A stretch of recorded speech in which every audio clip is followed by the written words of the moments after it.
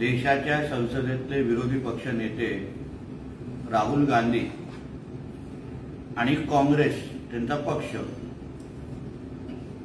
यांचा आरक्षण विरोधी जी भूमिका आहे, जो खरा चेहरा आहे, तो राहुल गांधीच्या मुखातून बाहेर आलेला आहे। या देशामध्ये काँग्रेसच्या विचाराचं सरकार ज्या दिवशी आलं त्या दिवशी आरक्षणाची उलटी गिनती सुरू होईल ह्याची जाणीव देशाच्या जनतेने घ्यावी। आतापर्यंत आदरणीय नरेंद्र मोदी साहेब आणि आमच्या एनडीएच्या सरकारवर फेक नेरेटिव्हच्या नावाने खोटं पसरवण्याचं काम केलं। लोकसभेमध्ये आदरणीय पंतप्रधानांची प्रतिमा खराब केली।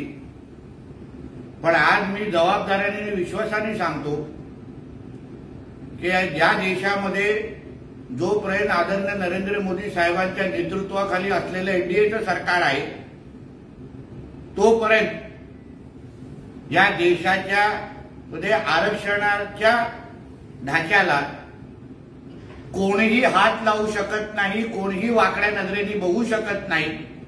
जोपर्यंत मोदीजी आहेत तोपर्यंत आरक्षण आहे।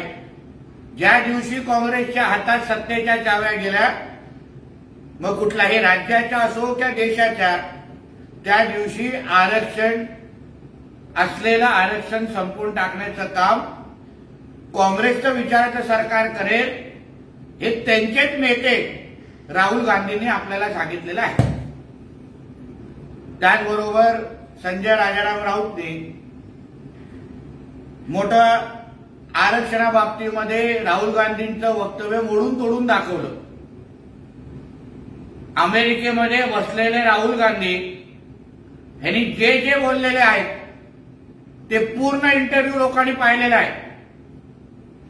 म्हणून उगाच जिथून आता ह्याला पॅकेट येतं तिथून आपल्या नवीन बापाला संरक्षण देण्यापेक्षा ह्यांनी स्वीकारावं की काँग्रेस आणि महाविकास आघाडी हे सत्तेमध्ये आल्या आल्या आरक्षण संपवून टाकणार आणि हे सत्य आता कोणीही पुसू शकत नाही। बोला।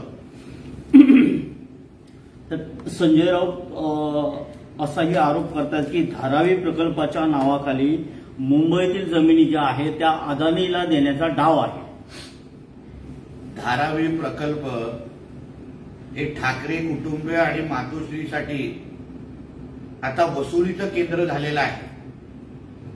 त्यांना धारावीकरांशी काही लेणं देणं नाही।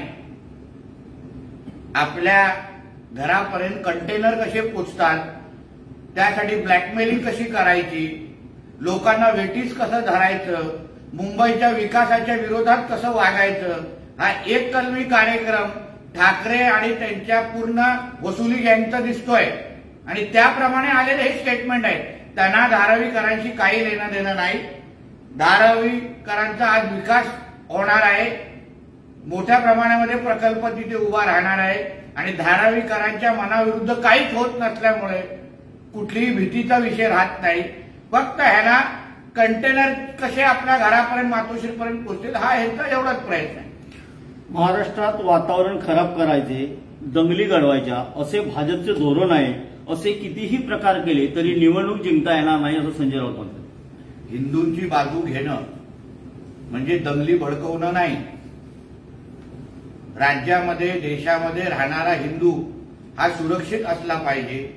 ह्याला ही संविधानाप्रमाणे जसं अन्य धर्माला आपले हक्क मिळतात, अन्य धर्म आपल्या सणासुदी साजरा करतात, त्याचप्रमाणे हिंदूंनी पण आर्थिक सक्षम व्हावं, आपला हक्क त्यांना मिळाला पाहिजे। आणि त्यांची बाजू अगर आम्ही घेत असू तर त्याला दंगली भडकवणं बोलत नाही। आतापर्यंत हिंदू हृदय सम्राट बाळासाहेब ठाकरेंनी पण हिंदूंचीच बाजू घेतली, हिंदूंचं हित जोपासलं, हिंदुत्वाच्या नावानेच पक्षाचा आवाज मोठा केला। म्हणजे बाळासाहेब ठाकरेंना तेव्हा दंगली भडकवायच्या होत्या का, असा आरोप संजय राजाराम राऊत बाळासाहेबांवर त्यांना करायचा आहे का? आणि ह्यालाच लाईन धरून मी तुम्हाला स्पष्ट सांगतो की कालपासून ज्या काही विषय उल्व्याच्या माझ्या दौऱ्यासंदर्भात दाखवले जात आहेत। राष्ट्रप्रेमी आणि राष्ट्रभक्त मुसलमानांच्या विरोधात आम्ही नाही। माझ्या भाषणामध्ये मी जिहादी आणि बांगलादेशी ह्यांच्याबरोबर कोणीही व्यवहार करू नये, कारण का व्यवहार केलेला पैसा ते देश विरोधात, धर्म विरोधात, लव जिहाद, लँड जिहाद मध्ये वापरतात असं माझं स्पष्ट त्यांच्यावर आरोप आहे। म्हणून जो कोण राष्ट्रभक्त मुसलमान आहे, ज्याला राष्ट्र प्रथम म्हणून तो त्याला समजतो, वंदे मातरम मुखातून बोलतो, तो आमचा हक्काचा नागरिक आहे, आमच्या हक्काचा भारतीय आहे। आमच्याही भारतीय जनता पक्षामध्ये असंख्य राष्ट्रभक्त मुसलमान आहेत आणि त्यांना आम्ही त्यांच्या बरोबर आम्ही सगळेजण आहोत।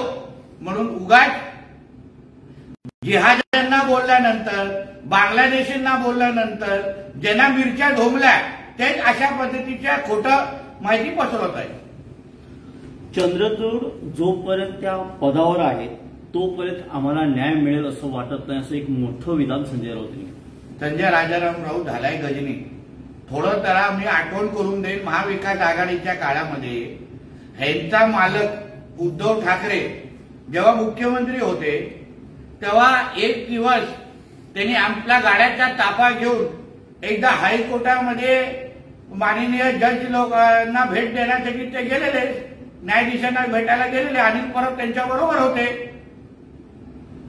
म्हणजे तेव्हा पण उद्धव ठाकरेंनी ज्युडिशरीवर, न्याय व्यवस्थेवर प्रभाव टाकण्यासाठी तो दौरा काढला होता का मुख्यमंत्री म्हणून, असा आम्ही आरोप करायचा का? आणि आमच्या हिंदू धर्मामध्ये अगर गणेश चतुर्थीच्या निमित्ताने अगर आमचे पंतप्रधान सरन्यायाधीशांच्या घरी अगर आरतीसाठी जात असतील, दर्शनासाठी जात असतील, तर मग या हिरव्या सापांना एवढ्या मिरच्या का लागतायत? या हिरव्या सापांचे हे जे दलाल आहेत त्यांना मिरच्या का लागतायत? महायुतीसाठी ही निवडणूक सोपी नाही, फडणवीसांसाठी सुद्धा ही सोपी नाही।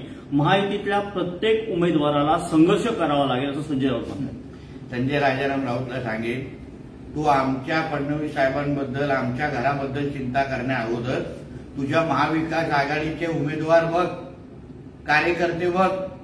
कित्येक लोकांना महायुतीमध्ये लढण्याची इच्छा आहे, त्यांनाही माहिती आहे की महाविकास आघाडीच्या कुठल्याही पक्षाचं तिकीट मिळालं तर आमचं निवडून येणं काय खरं नाही। म्हणून आमच्या घरात काय चाललंय की दुसऱ्यांच्या घरातल्या बारशामध्ये पेढे वाटण्यापेक्षा स्वतः काहीतरी स्वतःच्या घरामध्ये दिवा लाव, तर अर्थ राहील त्या गोष्टीला। नितेश राणेंनी आधी हाजी आराफतला उत्तर द्यावं, मग टिवटिव करा असं संजय राऊतांनी काल एक वक्तव्य। हाजी आराफत हा आमच्या पक्षाचा आहे, आम्हाला काय बोलायचं आम्ही त्याच्याशी बोललेलो आहे आणि हाजी आराफतला आमची भूमिका पटलेली आहे। म्हणून त्यांनी हाजी आराफतची चिंता करू नको नाही। स्वतःचा धर्मांतर, स्वतःच्या मालकाचा जो धर्मांतर झालेला आहे आणि आजकाल हिंदुत्व सोडून हिरव्या सापांना जे दूध पाजण्याचा जो कार्यक्रम या महाविकास आघाडी आणि या उभाटावाल्यांचा सुरू झालेला आहे, त्याबद्दल जरा थोबाड उघड। बाळासाहेब ठाकरे आज अगर असते आणि ह्या उद्धव ठाकरे आणि संजय राजाराम राऊतची वागणूक बघितली असते ना, तर ढुंगणावर लाथ मारून बाहेर टाकलं असतं। हाजी आराफत शेखच्या कुटुंबाबरोबर आमचे चांगले संबंध आहेत, साबिर शेखना ओळखणाऱ्यापैकी आम्ही लोक आहोत। म्हणून आमच्या आणि हाजी आराफतच्या बद्दल तू चिंता करू नको। तुझ्या ज्या तुझं रक्त आता जे हिरवं झालंय ना, त्याबद्दल चिंता कर। सर, एकीकडे आपण कट्टर हिंदुत्ववादी म्हणून आपली वक्तव्य समोर येत असतानाच पार्थ पवार यांनी आपले सरकारमध्ये सहकारी पक्षातले आहेत, काल बारामती दर्ग्यावर चादर चढवली, तर यामिनी जाधव यांनी बुरख्यांचं वाटप केलं, यावर काय सांग? कडवट हिंदुत्ववादी बनणं म्हणजे राष्ट्रभक्त मुसलमानांना विरोध करण्याचा विषय नसतो। परत तुम्हाला सांगतो, जो मुसलमान आपल्या ह्या देशाला राष्ट्रप्रथम म्हणून मानतो, जो मुसलमान आमच्या ह्या तिरंग्याला सलाम करतो आणि हा देश, भारत देश हा माझा देश आहे आणि या देशाच्या अंगावर कोणी येणारा, मग तो मुसलमान पण असेल, तो माझा शत्रू आहे। हा जो मुसलमान जो मानतो तो आमचा आहे आणि तसे आमच्या बरोबर पण आहेत। म्हणून कोण कुठल्या दर्ग्यावर घेतला, कोणी चादर चढवली, कोणी काय बुरखा वाटला म्हणजे काय तो हिंदुत्व विरोधी झाला असं काय म्हणणार नाही। जो मुसलमानाला या देशाला आपला देश मानत असेल आम्ही सगळे त्याच्या बरोबर आहोत. पण जो जिहादी आणि जो बांगलादेशी आणि रोहिंग्या या देशामध्ये येऊन या देशाचं वातावरण खराब करतोय, या देशामध्ये येऊन या देशातल्या हिंदूंना आव्हान देतोय, हिंदूंची जनसंख्या कमी करण्याचा प्रयत्न करतोय, त्या रोहिंग्या बांगलादेशी आणि जिहाद्यांच्या विरोधात आमची लढाई आहे आणि ती आम्ही लढत राहणार. कुठल्याही धर्म आणि समाजाबद्दल वाईट बोलता कामा नये. तुम्ही विचारधारा मांडा, पण समाजात दुही वाढवू नका, असं अजित पवारांचं एक वक्तव्य. बघा, अजितदादा हे मोठे नेते आहेत, महायुतीतले मोठे आमचे प्रमुख नेते आहेत. त्यांच्याशी काय बोलायचं आहे, त्यांना कसं समजवायचं, आमच्या आदरणीय फडणवीस साहेब बघून घेतील, बोलतील त्यांच्याशी. त्यांना मला उत्तर द्यायची गरज नाही. स्वतःचे वडील सोडून त्यांनी नवीन वडील शोधले. भाग्यश्री आत्रामच्या शरद पवार गटातील पक्षप्रवेशावर धर्मराव बाबा आत्रामांची प्रतिक्रिया आली आहे. नाही, त्याबद्दल मी तो विषय ऐकला नाहीये म्हणून बोलणं उचित नाही.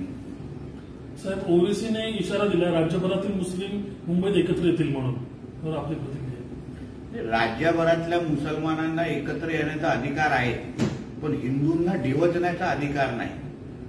तुम्ही एकत्र येऊन अगर मुसलमान किती देशभक्त आहेत हे दाखवण्यासाठी तुम्ही एकत्र येत असाल, हा भारत देश तुमचा देश आहे हे सांगण्यासाठी एकत्र येत असाल तर त्याचं स्वागतच आहे. पण एकत्र येऊन अगर हिंदूला डिवचण्याचा कोणीही प्रयत्न करत असेल तर हिंदू पण गप्प बसणार नाही, हे या हिरव्या सापांनी लक्षात ठेवावं.